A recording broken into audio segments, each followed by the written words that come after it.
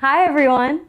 Thank you so much for being here and welcome to the launch party of More Perfect University with none other than Senator Bernie Sanders and our very own Emmy-winning More Perfect Union reporter, John Russell. John and Senator Sanders are about to hop on, but before we fully get started, please drop in the chat where you're tuning in from tonight. And if you're a student, what university you attend. Thank you again for being here. My name is Elise Joshi. I'm 23 years old. I'm an organizer, and I'm the head of More Perfect University, the campus program of More Perfect Union. Many of you here tonight, and millions of others, watch More Perfect Union. You follow our coverage because you know something is wrong. The rent and practically the cost of everything is too damn high. Mass ICE agents are kidnapping our neighbors and loved ones. Big tech is implementing its AI agenda from a surveillance state to AI data centers without the public's input at all. And we've entered yet another unwanted, ruthless war for oil. And this is all happening while a handful of billionaires control mainstream media, while local journalism is collapsing, and while politicians on both sides of the aisle capitulate to corporate interests. Meanwhile, More Perfect Union for over 5 years has covered issues and spoken to audiences largely ignored by mainstream media and establishment politicians, following the money, exposing greed and corruption, and showing the communities fighting back against it and winning. You see, stories, they have power.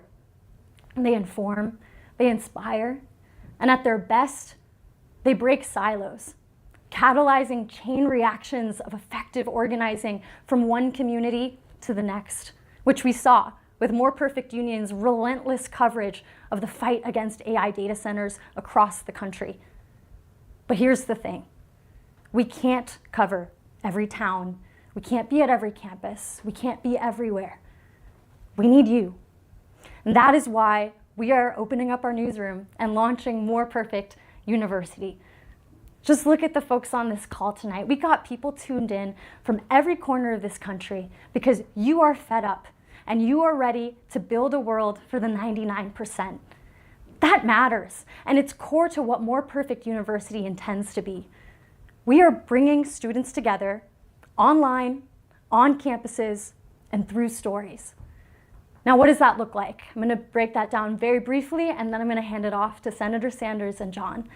The first, a student reporting network. We are going to train, support, and partner with students across campuses to tell meaningful local stories about the economic issues facing our communities and how everyday people can come together and fight back against it. If you have a story that needs to be told, pitch it to us, and we will help you tell it.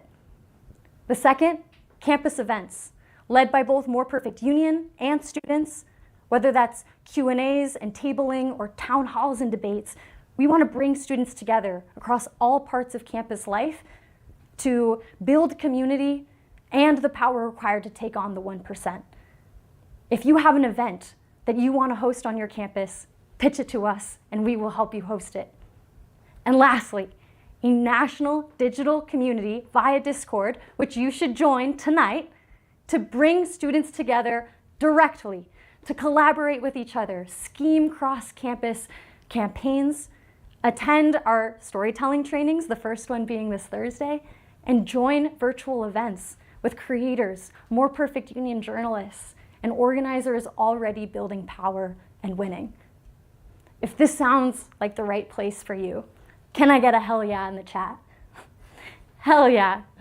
Well, it is an absolute honor to introduce Senator Sanders and John Russell onto this call tonight.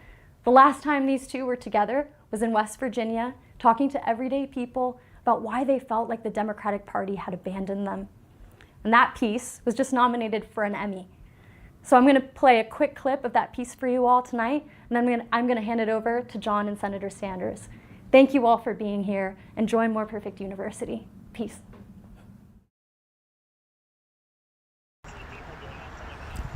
They're having a video shot here and it's about Bernie Sanders coming to town, and they know that we're all Trump supporters.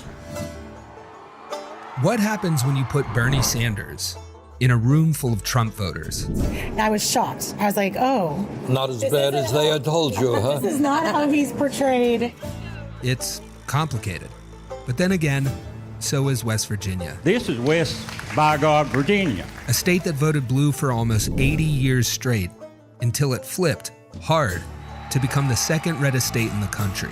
This is a state where Donald Trump got 70%. Really? It's easy to assume that West Virginia will be red forever, but I'm not so sure.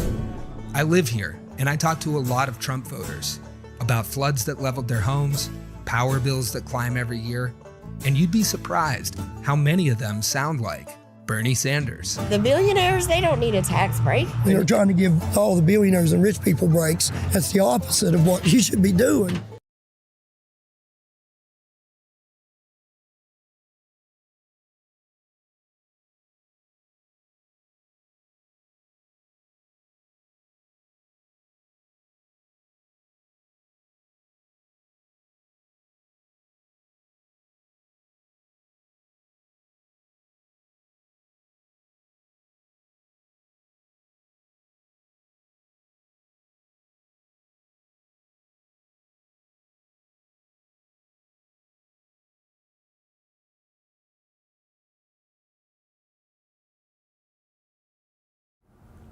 Hello, everybody. I am John Russell, and welcome to the very first More Perfect Union Live, the launch of More Perfect University, and another chance to chop it up with Senator Bernie Sanders. Senator, thanks for being on with us today. My pleasure, John. You and I did a road trip. We did. How was my driving? Terrible, but that's all right. You're a good videographer. Thank you so much. Your trip through West Virginia, it got an audience. It has over 20 million views. Your town halls were packed. Your conversation with voters were very good. Why do you think that was? I should tell you, John, we have done 1 million rallies and events all over the country. Slightly less than 1 million, but a lot. Yeah. And many, many hundreds of thousands of people have come out. But I think the one in West Virginia was as exciting and interesting to me as any that we have done, including ones where had far more people coming out. And I'll tell you why. We intentionally selected Mingo County, Yeah. which in West Virginia, a state where Trump got, I think, 70% of the vote. In Mingo County, he got 74% of the vote. You have that one on lock, yeah. So we kind of wanted to go into a state and a community that was strongly pro-Trump and find out what was going on and chat with the people there. And what I learned, I left that meeting feeling very attached and very positive about the people who were there. West Virginia is one of the poorest states in the country. People are struggling there with health care, with education, with serious drug problems there. And you left the meeting understanding that people look at somebody like Trump because there is no alternative. Bottom line, there is no Democratic Party, well, virtually no Democratic Party in West Virginia at all. Now, why that is so is a subject for another discussion, but it's the complete failure of the Democratic Party not to be able to provide an agenda for the working class of the state of West Virginia. And unfortunately, that's true in a number of other states as well. But bottom line is, I just enjoyed and respected the people there so much.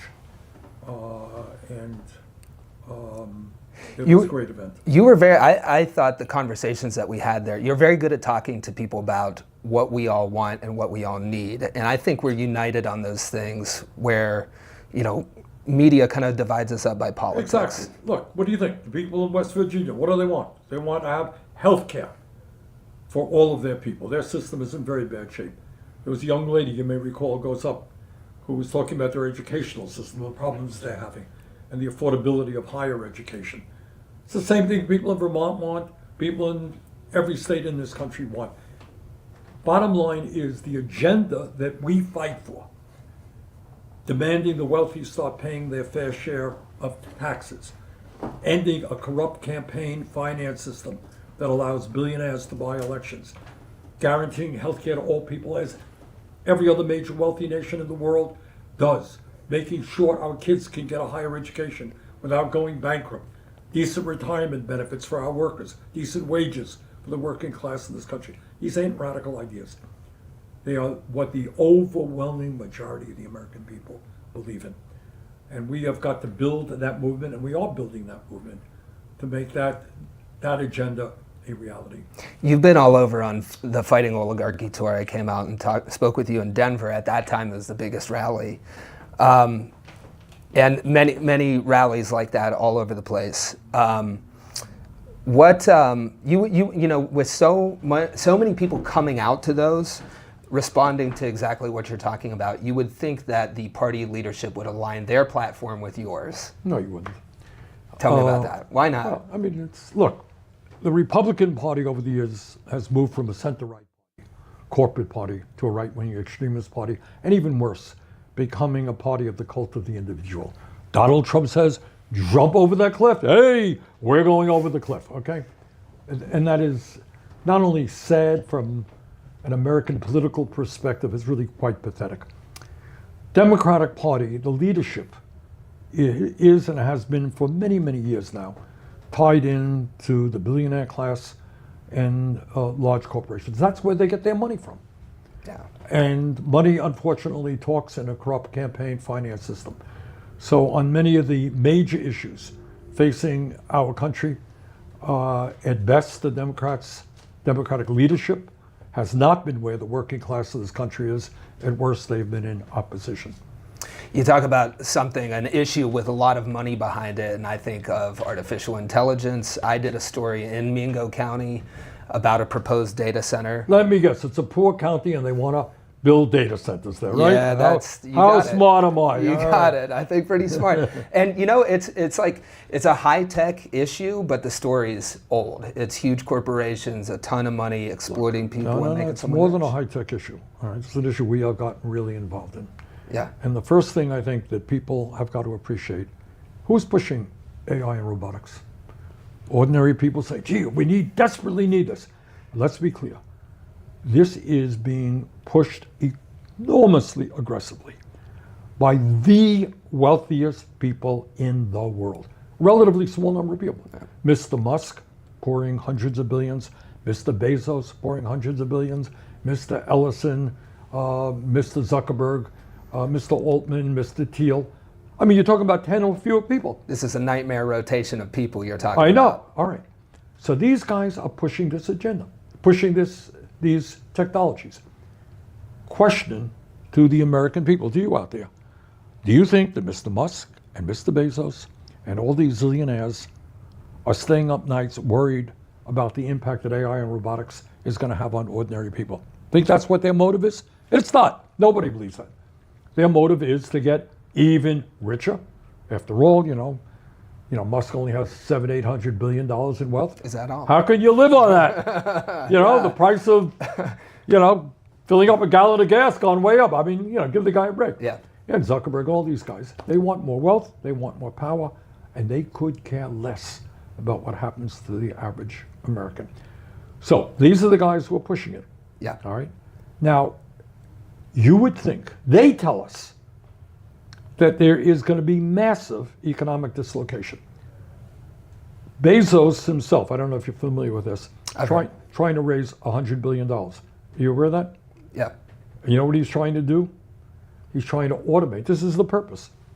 A fund of $100 billion in order to automate factories in America and around the world. Folks, what that means is no more, you're a blue collar worker right now, no more manufacturing jobs in America. Robots will do that work.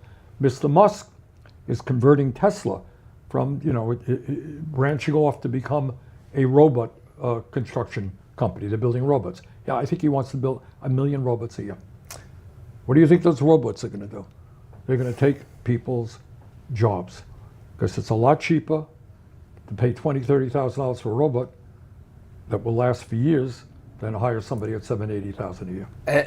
It doesn't seem. I mean, you talk about the rigged nature of our economy, and now we have AI and robots. I feel like I know the answer to the question, but is this going to be better or worse for how rigged things are? Worse. to begin with. I mean, but even before we get there, you would think that when you have, and nobody disagrees with this, that AI and robotics are going to be the most transformational technology in the history of humanity. It's going to move a lot quicker than the Industrial Revolution and impact a lot more people. You would think that, oh my goodness, the United States Congress would be sitting there and saying, what are we going to do? How do we make sure that this works for working people and not just billionaires? Then we'd be having a vigorous national debate. I feel like you're going to scare me. This is a big buildup. Is it happening? No, actually it is not. And the reason for that is you've just indicated. Yeah. AI, these guys have unlimited, underlying the word, unlimited amounts of money. So they're coming into election November 2026, and they are saying, you're running for office, they're saying, we have several $100 million that we are prepared to spend. We will support those candidates who will tell their constituents that AI and robotics are just great. They don't need any regulation. Yeah, you're regulating nuclear power. Yeah, you're regulating this. Yeah, you're regulating that, but not us. We're too important. We're smart. You don't need to regulate us. You say that, man? Hey, I got a check for you.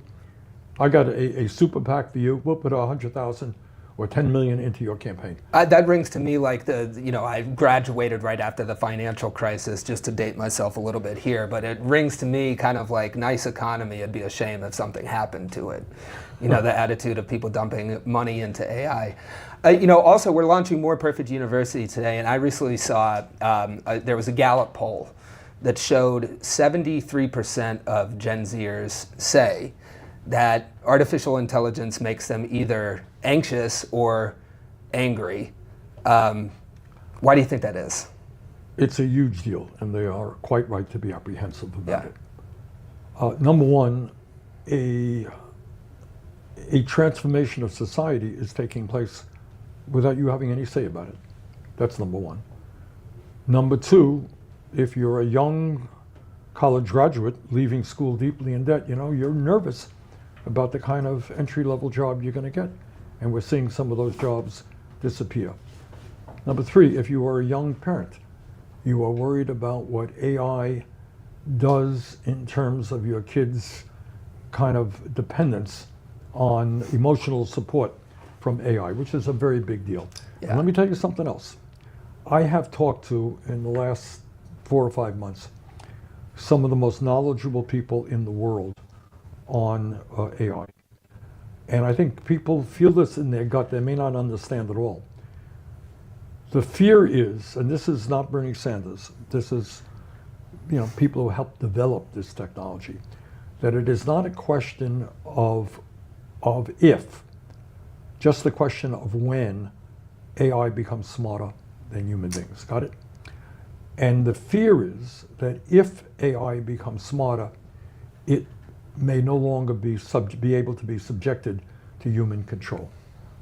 And they used to write crazy films about this, how the computer says, sorry, you're no longer telling me what to do. I'm going to tell you what I want to do. Yeah. That was science fiction, but right now there are very knowledgeable people saying that is a possibility. I feel like we've had too many of these science fiction movies where that's the plot for us to be in this situation, but I guess is that the effect of just so much money in politics happening? I mean, because you talk about money in politics broadly. I mean, you just outlined it for AI, but that's only one of the. Look, how big of a problem this is. I mean, one of the reasons that so many people in our country and around the world are giving up on politics is they are hurting. All right, so we went to West Virginia, but what exists in West Virginia exists in Vermont, exists all over the country. In the richest country in the history of the world, people are struggling, are they not? Yeah. They're struggling to pay for food, put food on the table for their kids. They're struggling for the outrageously high cost of health care. They're struggling to send their kids to college. They are struggling for retirement. There was once a time, if you work for a large company, you young ones don't know this, but if you worked for a large company, you had what's called a defined benefit pension plan. That means that when you retire, you knew what you were getting. You're going to get $1,000, $5,000 a month, whatever it may be. You knew what it was. It was part of what you earned as a worker. That's gone. Workers now are struggling very nervous about what happens to them when they retire. So you look at all of these factors, that's what's going on in the working class. People on top have never ever had it so good. And these guys not only control the economy and control the media to a large degree, they now control the political system as well. So what we're seeing is billionaires as a result of this disastrous Citizens United Supreme Court decisions. You're a billionaire, you want to set up a super PAC, you can do it. You can put hundreds of millions of dollars into it, run ads against people you don't like, support people you do like. That is the political reality of today. So from a political point of view, probably no issue more important than getting rid of this Citizens United Supreme Court decision and moving to public funding of elections. Yeah, I think it's often said that there's two paths to power, that there's organized money or there's organized people. What do you say? I think that's right. And obviously, what I have tried to do, and with some success, in working with other progressives, is to create and grow the progressive movement in America. And we have had some real success. We had setbacks, we've had some real success. If you look at the U.S. House of Representatives today, there are dozens, literally dozens, of strong, young progressives, often women, people of color, who are standing up, willing to take on the ruling class of this country and fight for working people and fight for justice, fight to end bigotry, etc. It's kind of an untold story, but there are dozens and dozens of them. We recently, working very closely with our friends in New York City, helped elect Zoran Mamdani as Pretty mayor. exciting. Very exciting. He's doing a great job. And what is important is not Mamdani himself, who is, I think, just doing a great job as mayor. It's the fact that in his campaign, he mobilized 100,000 people to knock on doors. So you talk about organized people, that's what happened. And the reason that the oligarchs are coming down heavy on Mamdani is not only they're upset about what he's going to do in New York City, taking them on, but they see that what happened in New York could happen in every city in America, could happen in every state in America. Do you think they sweat because of that? Oh, I think that's their nightmare.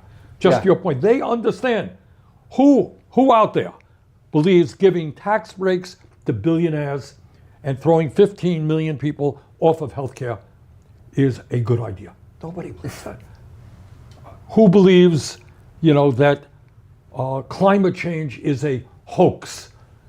Who believes that we should try to divide up the American people because, you were born someplace else, or et cetera, et cetera.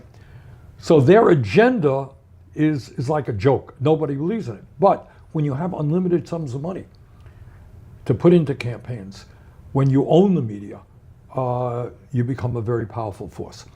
So what we are doing is mobilizing people at the grassroots level in state after state. In 2026, these midterm elections, a lot of great progressive candidates out there, and I think many of them stand an excellent chance of winning. I think Zoran's win was just a really big deal for electoral politics. Of course, you've been keeping the flame alive forever. But I'm wondering, for people out there who want to know how to organize when it's not an election, they're tired of waiting for every 2 or 4 or 6 years. How can people build power day to day that isn't necessarily an election? What right. Well, other tools? And that's right. And let's understand. Elections, obviously, especially under Trump and its movement toward authoritarianism, this 2026 election is going to be enormously important. But life in politics is not just elections. For example, just 2 weeks ago, I was in New York for a public meeting with a number of trade unionists. Yeah. Okay, and we are trying to grow the trade union movement. I think right now, as it happens, people are more positive toward trade unions than has been the case in a very, very long time. The reason why is pretty obvious, because they're struggling economically. They know if you're in a union, you have better wages, better working conditions, better benefits. But despite the kind of support that unions have, it is hard for workers to form a union because the companies and the bosses engage in illegal activity. You want to form a union? Oh, you were late 4 years ago. I'm sorry, we have to fire you. Oh, we're going to move this company, form a union, we're going to move to Mexico, China, whatever else. So we have to take that on. But building the trade union movement is enormously important. I think young people today are quite, I really feel a deep sense of empathy with the young people out there. They're living through very difficult times. You know, they went through COVID and all that that meant. And now you got a crazy guy who's president of the United States.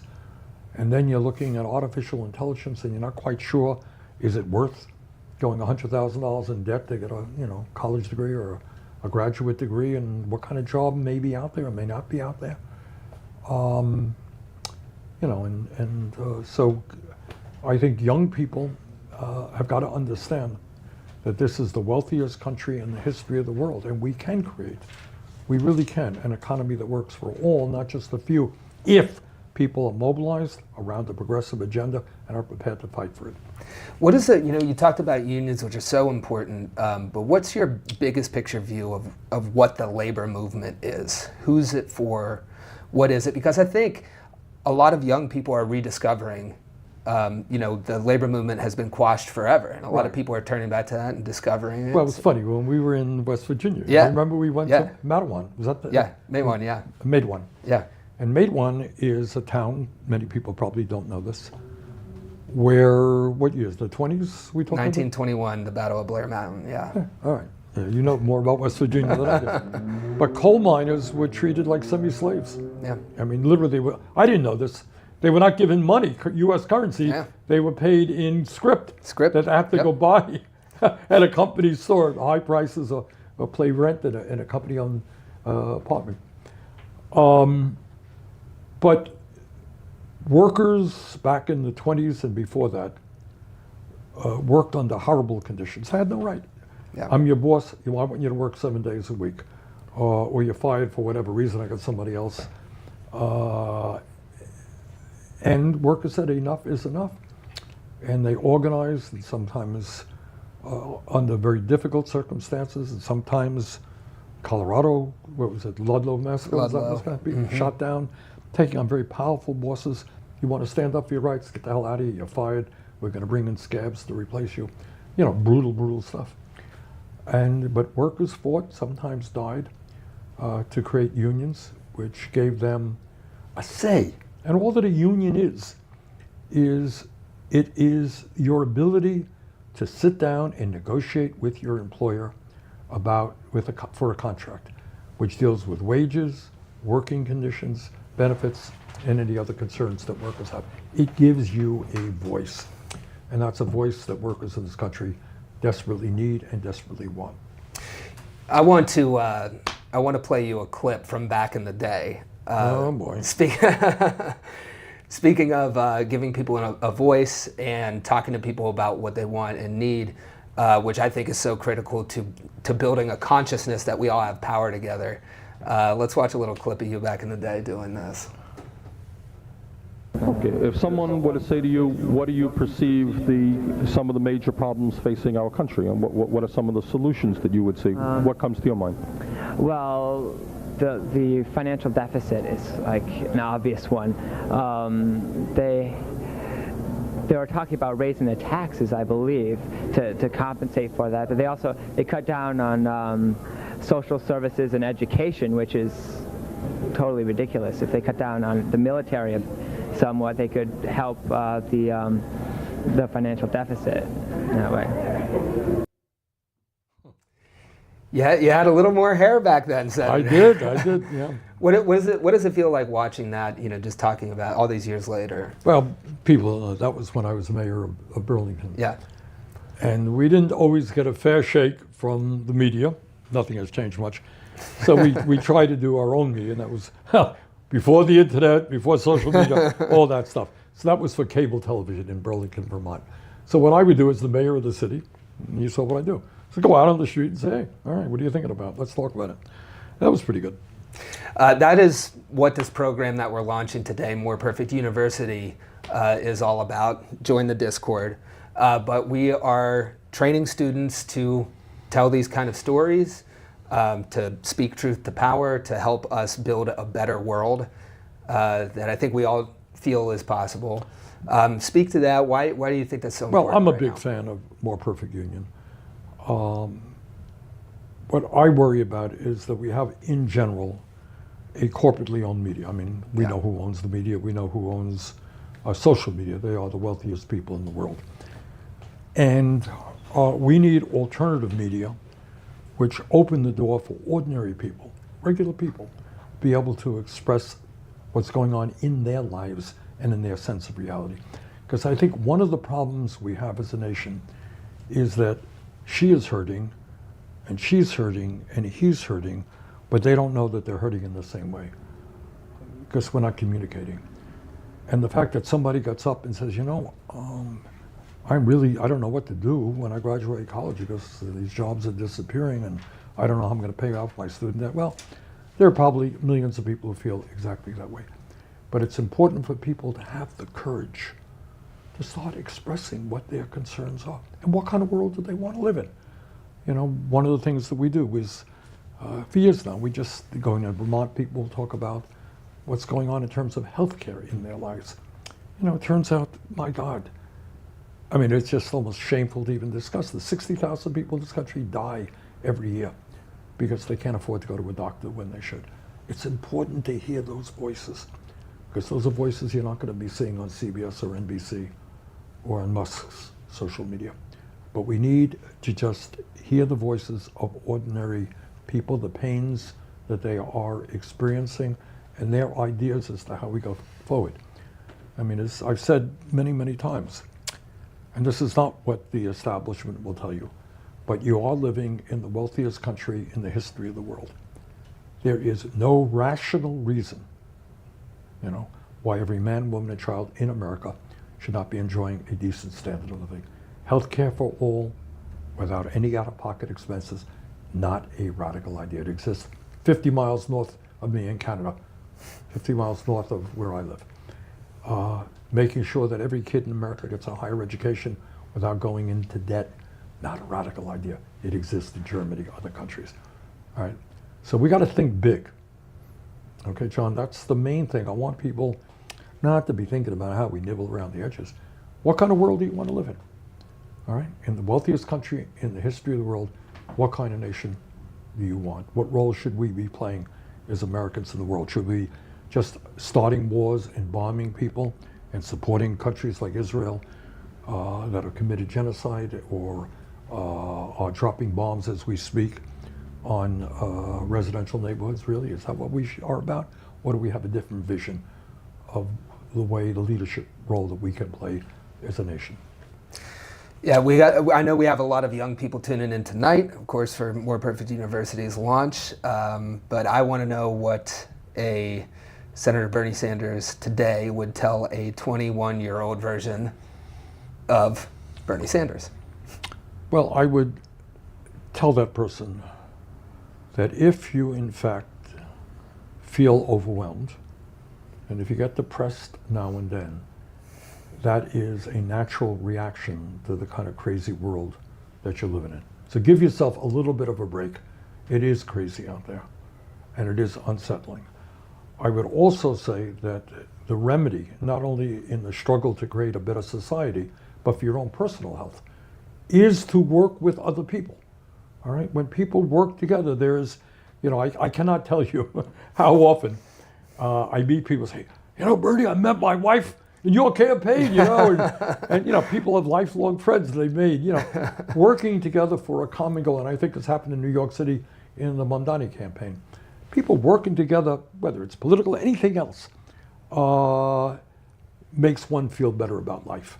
So don't allow yourself to become isolated. It's easy to do, especially, you know, with, you know, the screen time and all the TikTok stuff and everything else.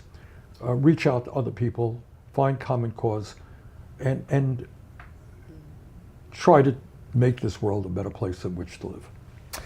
And that's what today is about. We are proud to launch More Perfect University. So everybody join the Discord. This is about telling those stories, connecting with other people, holding on-campus events, and everyone uniting to take on the 1%.